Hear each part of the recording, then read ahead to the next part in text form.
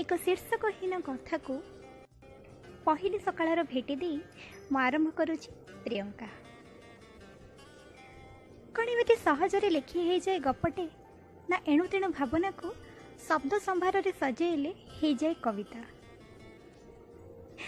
केते रातिर निद को झटका दे केते पहांतिया भावना को यथोचित रूपरेखा दे पारिले से ही पाई जाए एक सार्थक कथार जीवन्यास। आपण छाए जदियो सब प्रसंग को इच्छाकृत रूपरेखटे दे हुए ना तथापि से भावना गुड़ी को एक सुंदर सावलील श्रृंखल सजा जाई पारे। किंतु जदिबा ये प्रसंगटा संपूर्ण भाव में मोर किसी भूल को नहीं पर्यवसित किंतु प्रसंगर केन्द्र रे तुम्हें गल्प नायकर भूमिका नहीं अवस्थापित खूब जरूरी भावे। अतएव प्रसंग तुम बिना सत्ताहीन अनिच्छाकृत हेले मध्य आमर से अतीत को दोहराइबार भयंकर भूल मु थरटिए करने को चाहिए निश्चित।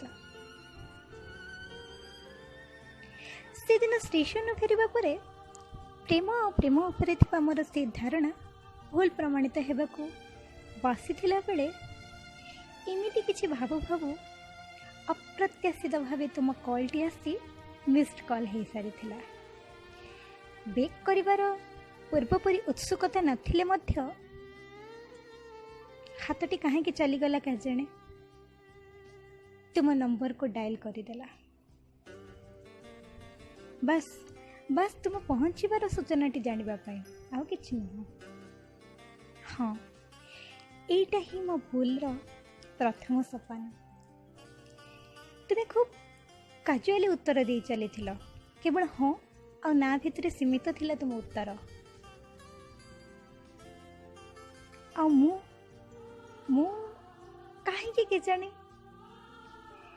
अनेक प्रश्नर संभार तुम आगे बढ़ी जाउथिली।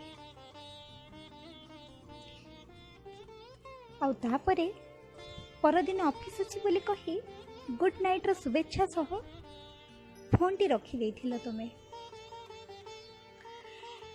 कथा हेबा पूर्वरु मो धारणा जेमिति भिन्न थिला तुम कथावार्ता पुणी थरे मोर मनस्तत्व को बदलैबारे 100% सक्षम हो सारी।